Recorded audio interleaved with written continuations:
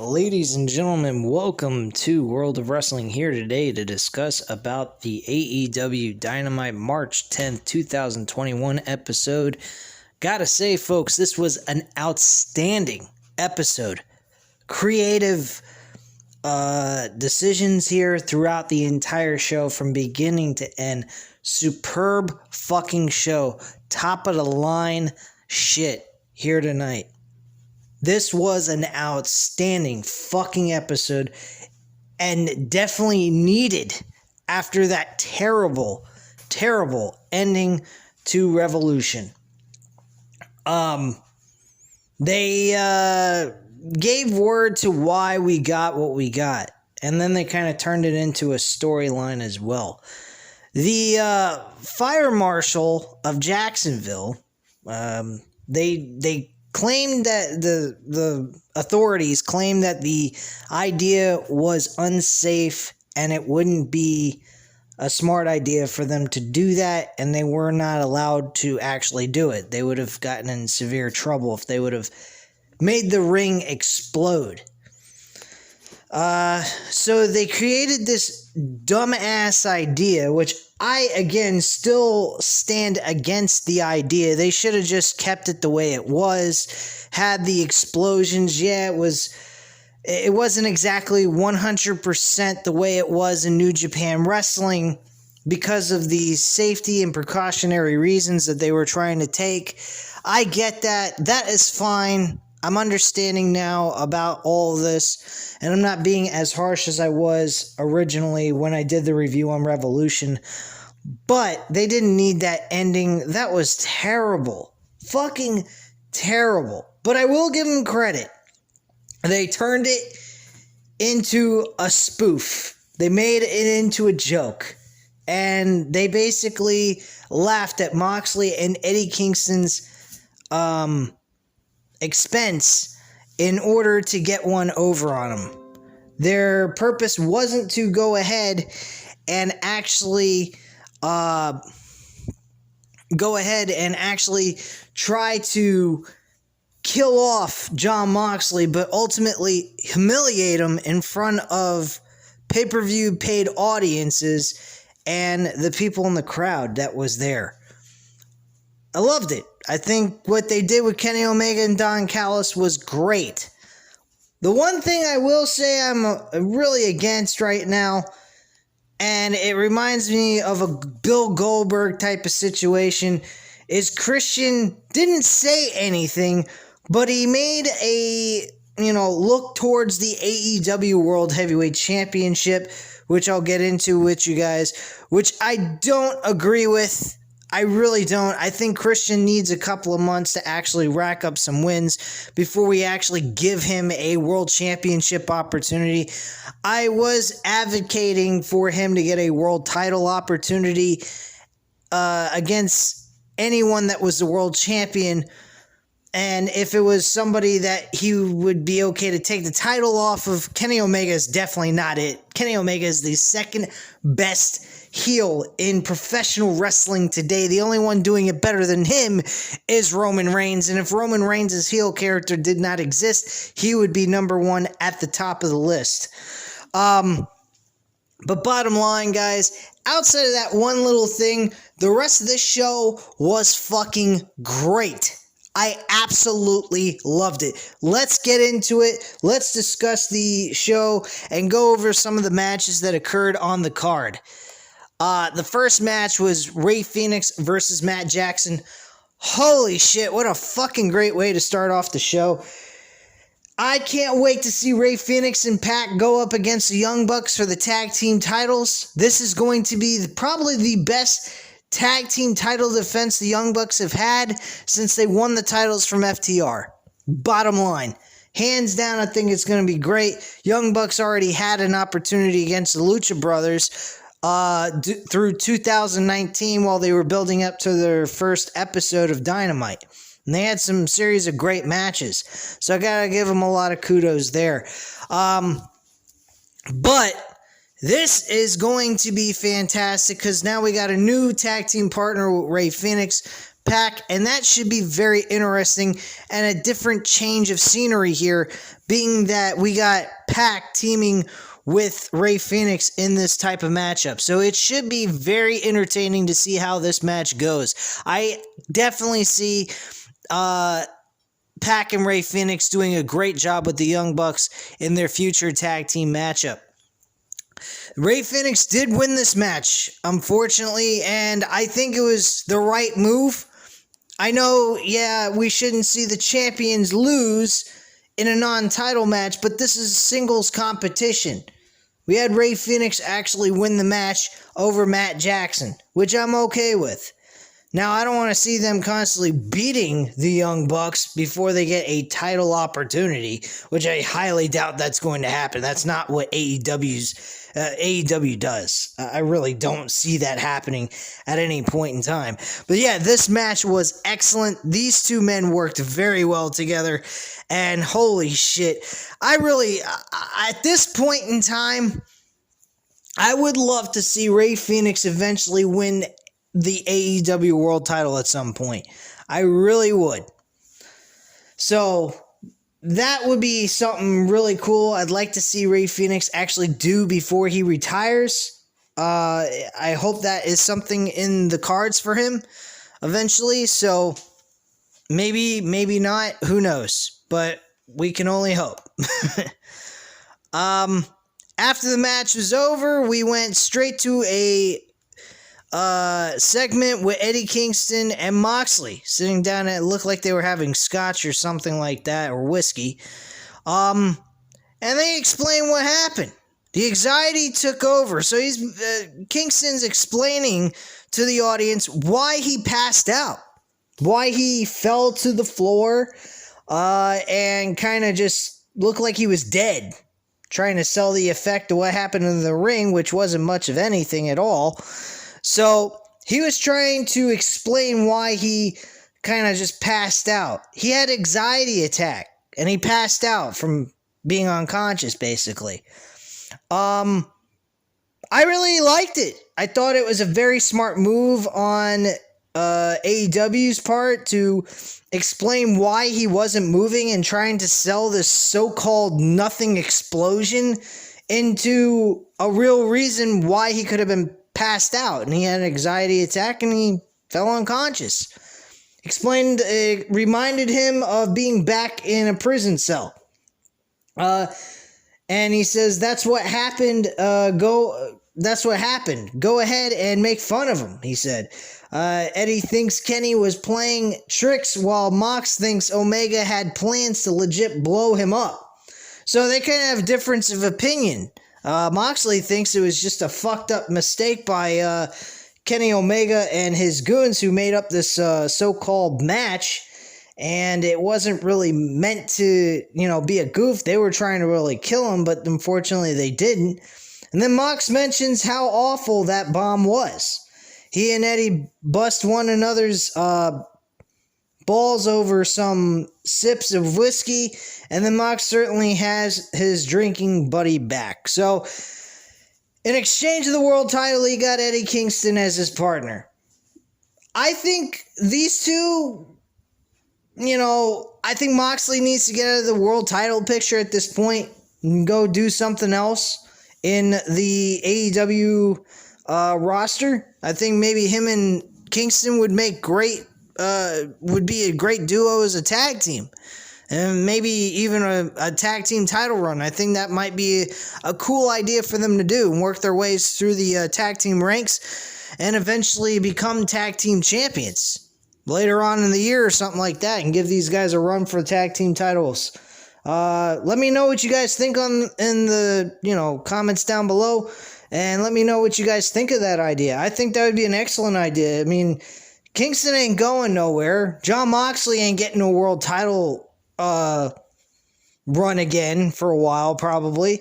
Maybe until 2022, possibly. I wouldn't put him in the title run again anytime soon until the title's off of Omega. So I wouldn't even think about doing anything with him until 2022. So yeah, Moxley right now is kind of better off being in a tag team with Eddie Kingston with this storyline being the way it is. So I think it would work out in their best interest for them to both stay relevant. So that's just my opinion on that one. So from there, we had another match with Cody Rhodes versus Seth Gargett. Cody Rhodes ends up winning the match with a figure 4 and getting the submission. After the match was over, though, Tony Schiavone wanted to interview Cody Rhodes. And eventually we get Pentagon getting on the microphone and interrupting this interview in the ring.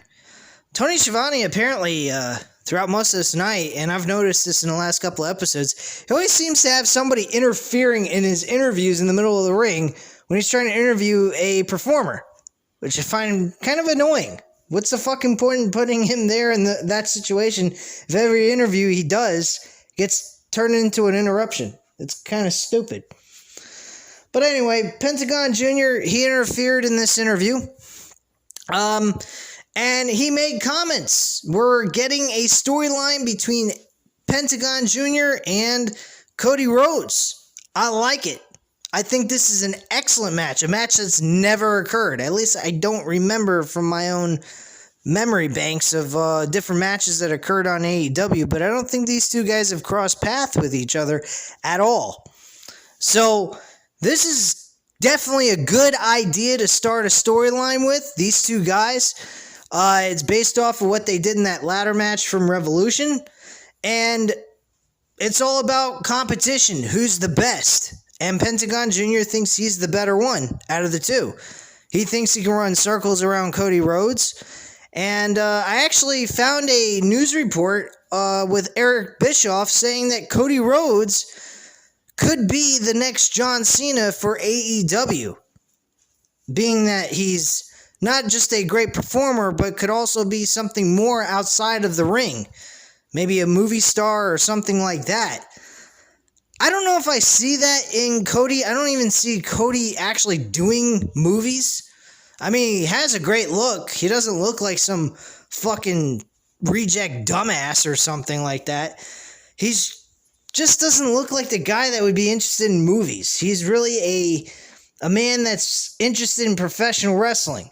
That's what I see. And I see him sacrificing a lot for himself while at the same time trying to be the center of attention for the AEW brand itself.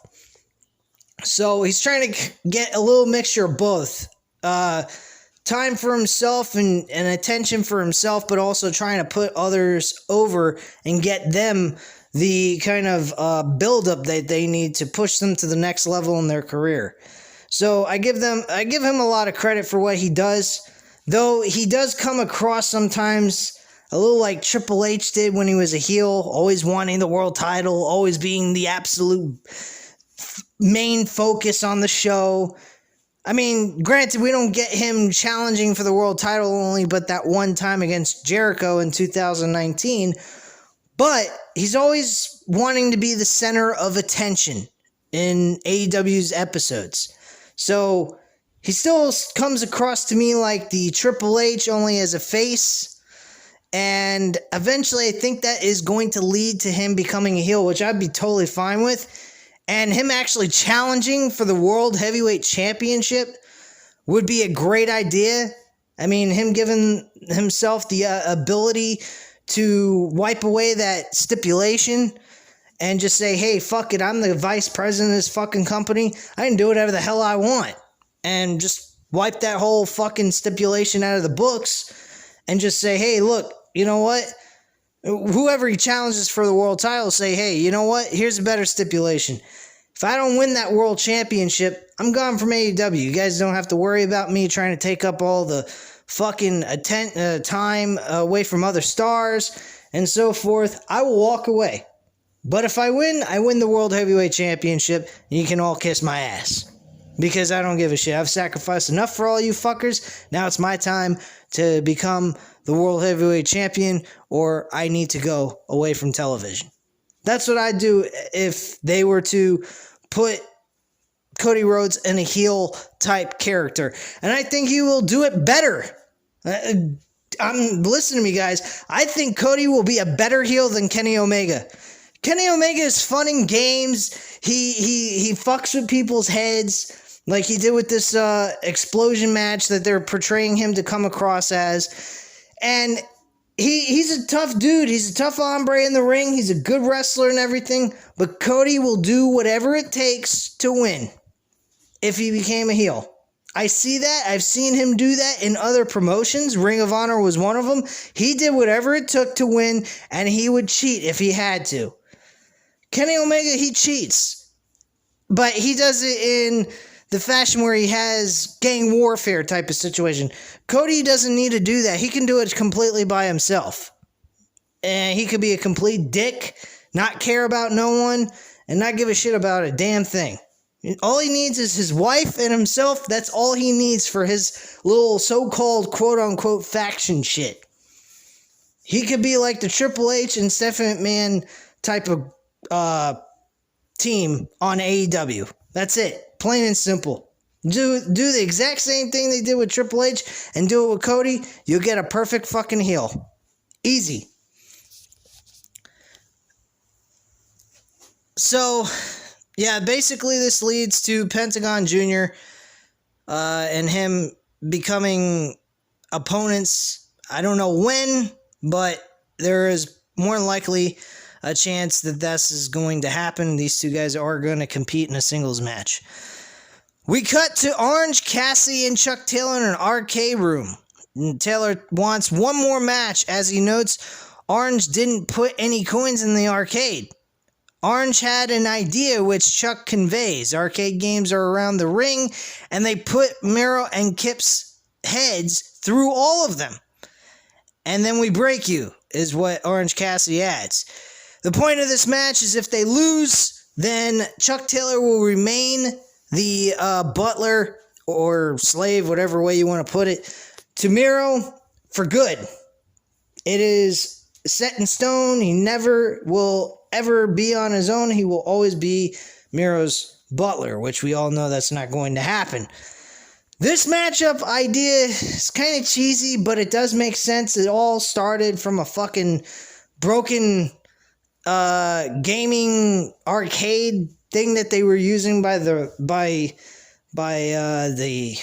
stands and whatnot, and they ended up breaking the arcade. So the whole thing is all centered around a broken arcade gaming electronic equipment that they had.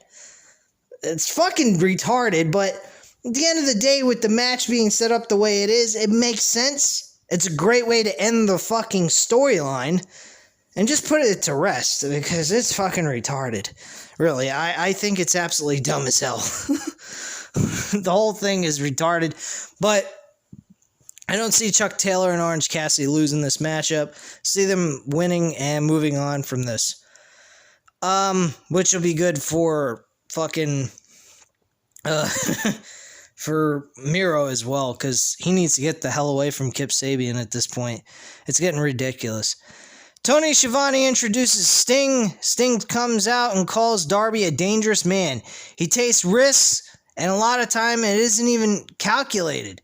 You combine that with Sting, and they get a win. Out comes Lance Archer, and he says he's going to take his time. He expresses he doesn't need a ladder match to prove he's worth, and says that he wants more opportunity. He leaves, and the interview pretty much ends at that point. Kind of weird.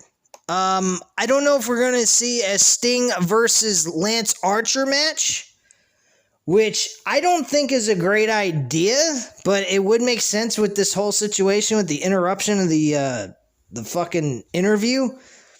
So personally, I guess it storyline wise it makes sense because of what they did here, but I don't know if that's really something they need to do. I don't think Sting needs to take a loss to Lance Archer right now. But then again, if you want to turn him back heel and do that, I guess you could do that. I mean, Sting wouldn't be doing great things for Lance Archer if he beats a legend like fucking Sting. I mean, how can you go wrong with having Sting lose to a guy like Lance Archer. It makes Lance Archer look like a fucking beast.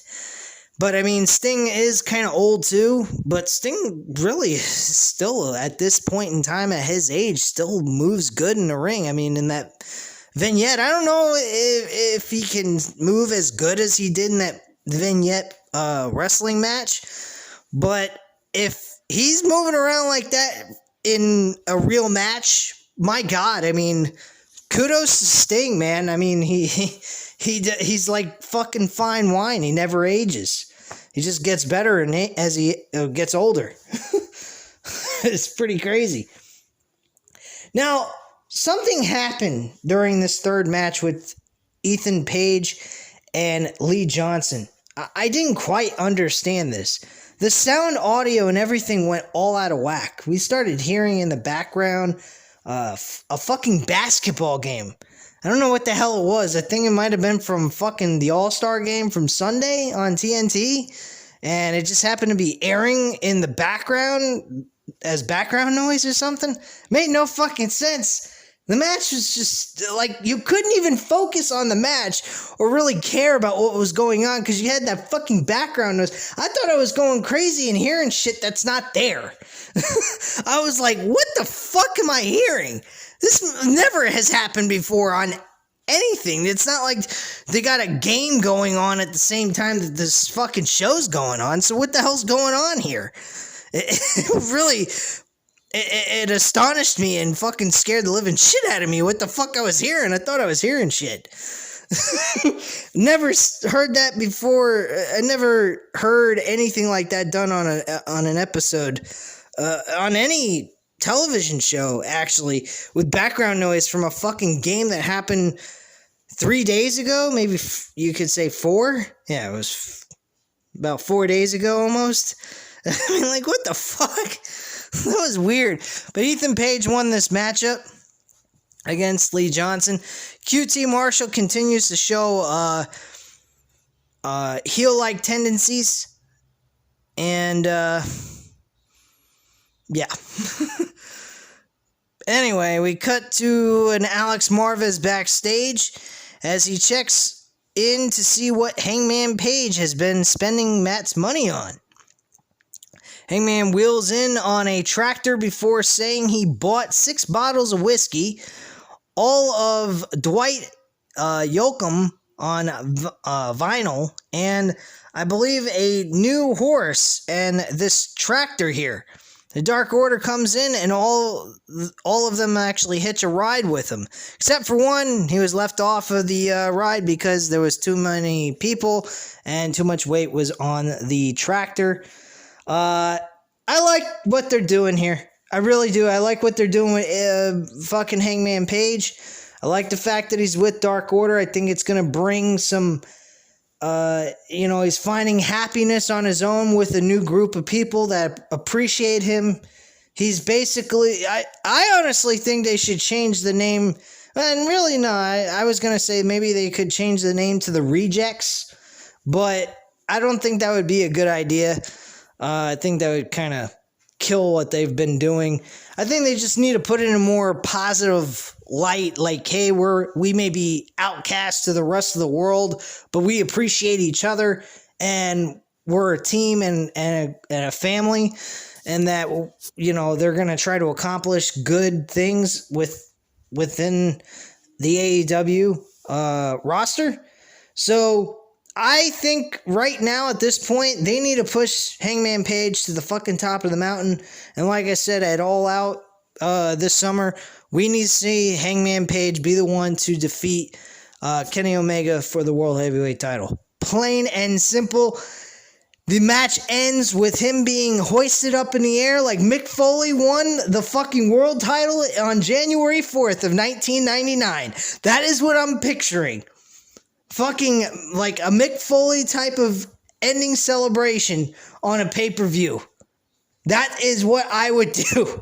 Because that's what I see in Hangman Page. This guy has been given nothing. He's been working from the bottom of the barrel for a long time. Ring of Honor never gave him a world title run.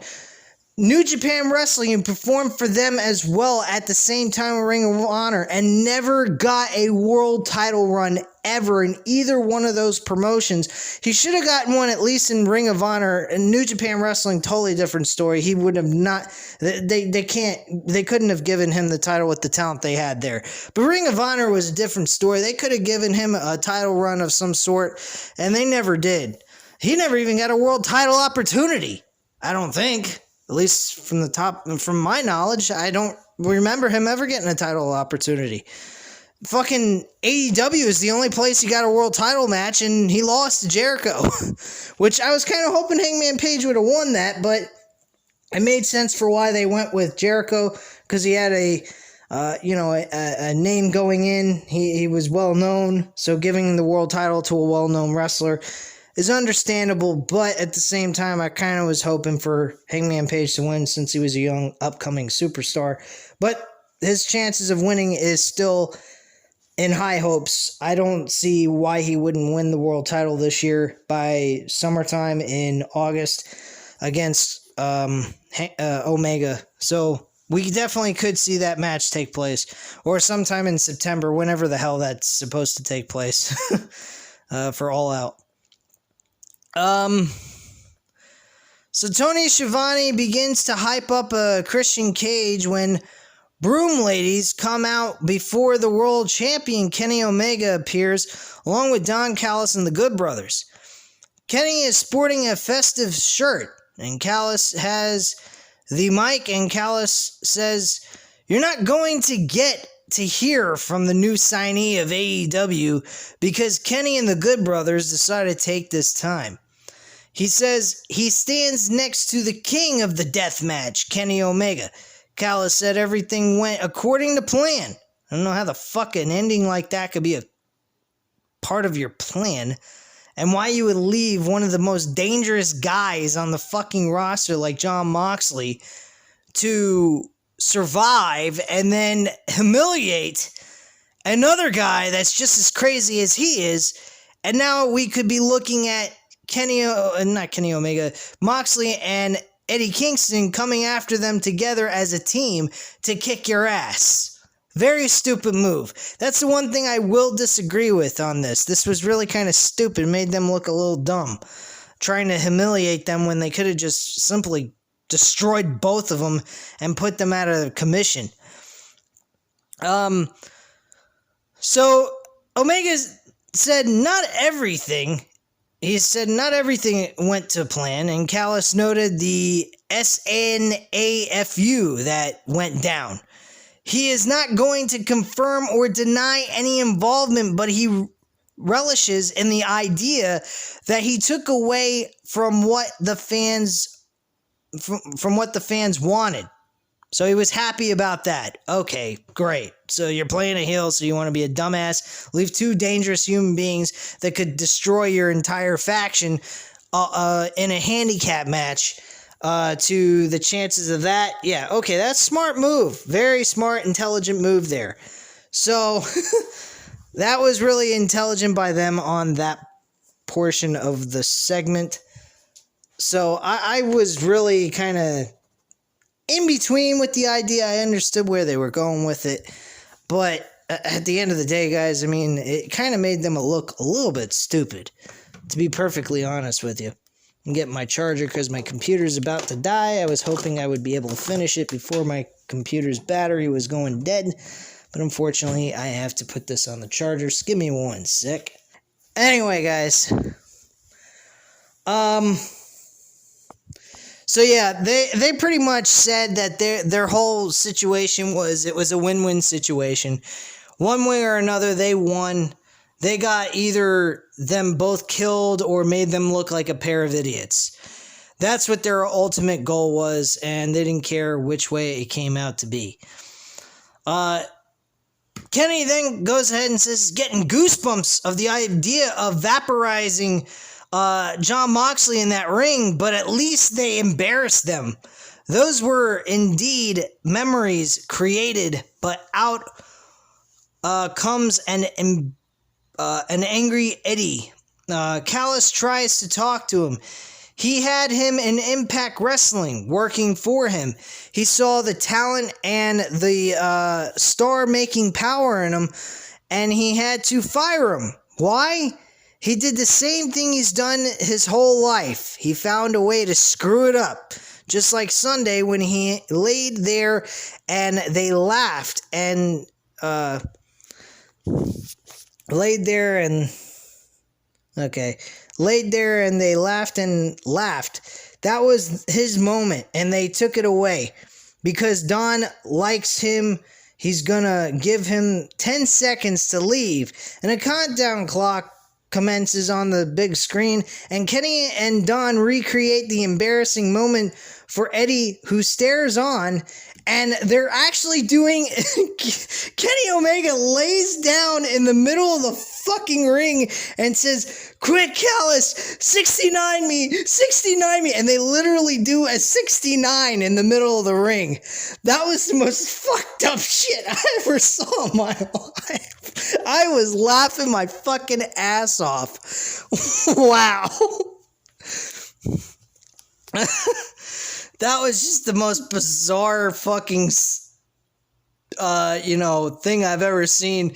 Probably something you would see by D-Generation X back when Triple H and Shawn Michaels started that shit, because they were doing some outrageous things back in the day when they first started DX, and that kind of just reminded me of that for a moment. It was fucking cool as hell. I thought that was nice. So, at that point, Kenny continues to instigate, and Eddie slugs him at this point. He's fed up, he hits him in the fucking mouth. Good Brothers go in for a beatdown, but out comes Mox, and he and Eddie clear house. A brawl ensues, and the music hits, and out comes Christian. And this is where I was getting fucking pissed off. You haven't had Christian have one fucking match yet, and yet you're going to give this guy a world title opportunity against one of the best wrestlers on your roster right now, especially as a heel, the best heel on your roster, and you're going to go ahead and have Christian challenge him for the world title right out of the blue without building any wins? Whatever happened to the ranking system in this fucking company? I mean, come on, that's my beef with this.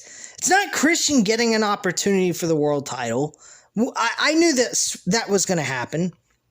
That's not my problem. My problem is build him up, get him through the ranks. And you mean, you got fucking from March to May 30th to build him up enough to say he's worthy for a world title match. We all know this match is going to take place at fucking Double or Nothing. Let's get real. Come on. Anyone thinks that this match is going to take place on fucking Dynamite, you're an idiot. So they had plenty of time to give this guy a couple of matches to build him up into something and make him noteworthy enough to challenge for the world title. Instead, they're doing a Bill Goldberg impersonation with fucking Christian. I mean, come on. Shit. But yeah, it looks like he's going to be challenging for the world title, and more than likely it's going to be a Double or Nothing, because I don't see any way in hell they could make this match be on a fucking Dynamite episode.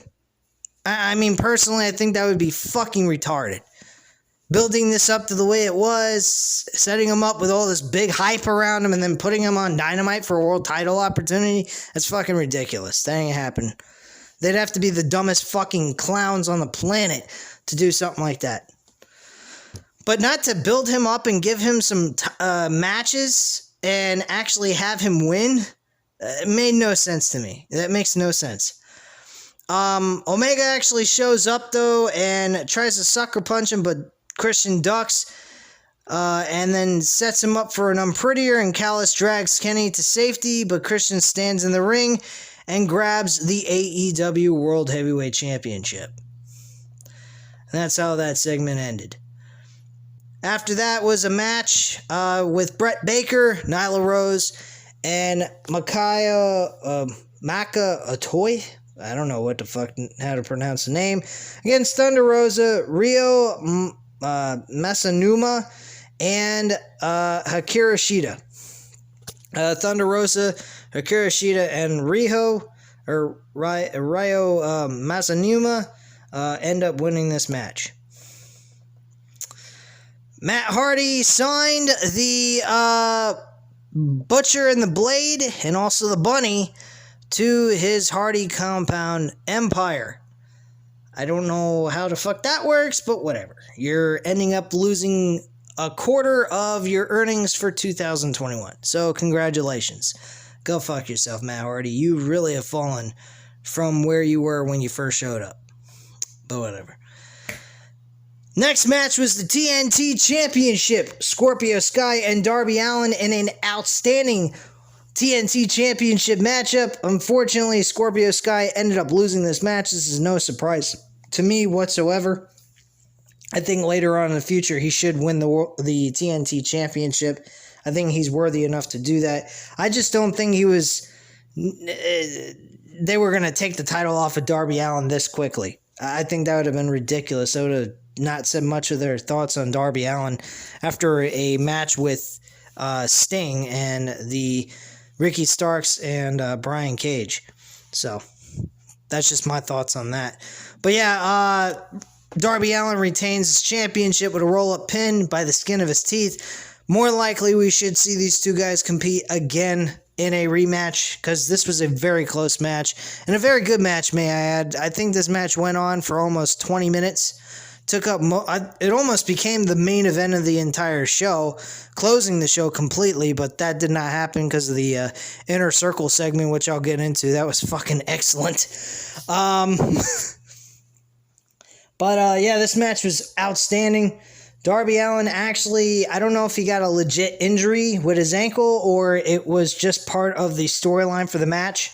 I'm hoping it was just more of a storyline injury to sell the match and make it even better of a win for Darby Allin here by winning by the skin of his teeth, dealing with a issue with his ankle. So I hope that was the situation. It wasn't a legit injury. But yeah, this match was outstanding. I absolutely loved it. It could have been even the closing of the show, but we got something better. The Inner Circle War Council segment. Folks, they blew me away with this segment. I really did. I believed that we were going to see Chris Jericho kicked out of the Inner Circle. It really looked like that was going to happen, but it didn't. Here, I'll explain how. We had the Inner Circle come out. Sammy Guevara made his appearance for the first time since he left the Inner Circle. He posted a camera inside the Inner Circle's locker room while they weren't there and recorded MJF trying to convince Ortiz, Santana, and Jake Hager to turn on Chris Jericho and build their own faction as the new Inner Circle, and him being the new leader of that Inner Circle. So, this was all revealed on the big screen. And then all of a sudden we're seeing Santana, Ortiz, and Jake Hager looking like they're about to turn on Sammy Guevara and Chris Jericho. And at the end of the day, they turned around and they were acting like they were still within the Inner Circle, which they were. This was all to pose as if they were going to turn on Jericho, and they knew that MJF was going to do this the whole time. Jericho said, hey, you don't think that we talk here? We're a family, dude. We've talked, we've communicated, and they've told me what you've been doing behind my fucking back. So, he knew what was coming up. That's why he came up with this idea of this entire segment. And they were going to whip the living shit out of him. But MJF, the sneaky little fucking bastard. They should call him the sneaky little bastard. They used to call Christian the creepy little bastard. They all call him the sneaky little bastard.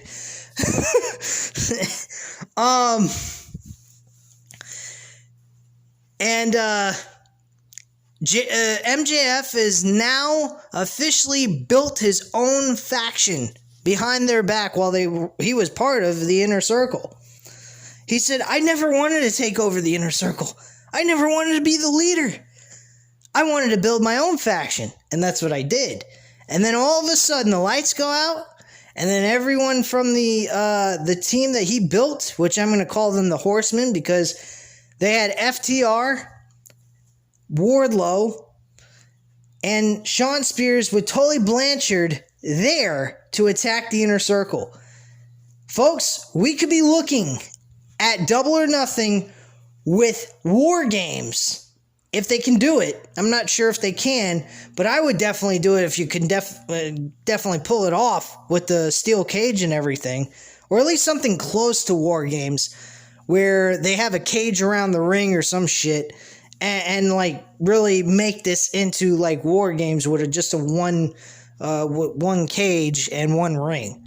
That's what I would do. I think it would be a great seller for Double or Nothing. I think you could make this even the main event over the World Championship. I mean, granted, usually the World Championship should be the last thing on the show for a pay-per-view, but the way this thing has been built up over the last few months, and to be honest with you, how great the Inner Circle has been from the get-go of the startup of this show and this company, has been outstanding. The best faction in wrestling right now. I mean, they remind me of the old school days of factions in wrestling. And to be quite frank with you guys, I think them not putting them in the main event with the new faction MJF came up with would be a total disservice and a lack, I wouldn't say a lack of respect, but I think it would be something to show, hey, we appreciate what you guys have done as a team. You guys deserve to have your last go round at least, or at least being in the top of the realm of AEW and faction stuff. But bottom line, I think that they deserve to be in the main event of Double or Nothing, because this is something that could, really be, something that could apply to that title of Double or Nothing. I mean, you could put a stipulation in, hey, the loser faction disbands. They no longer can be together ever again. They could do that. Or they could just have a regular matchup where everyone, it could be like a death match. Not like what we had just a few days ago. But you know what I mean? Something like they can't answer the referee. They're knocked out, some kind of shit like that. I don't know. Just anything that's out of the realm of normal that we've normally seen, and put on a pay-per-view show that is actually able to do, that's safe and won't be fucked up or turn into a fucking joke like we saw with that barbed wire explosion match. So that's just my feelings on that. Let me know what you guys think at this time. You know what to do. Hit the like button if you like the video. Hit the subscribe button if you're not already subscribed to the channel, of course. And leave a comment down below on anything I have mentioned on this episode. Because, folks, this was a fucking great episode and very entertaining shit.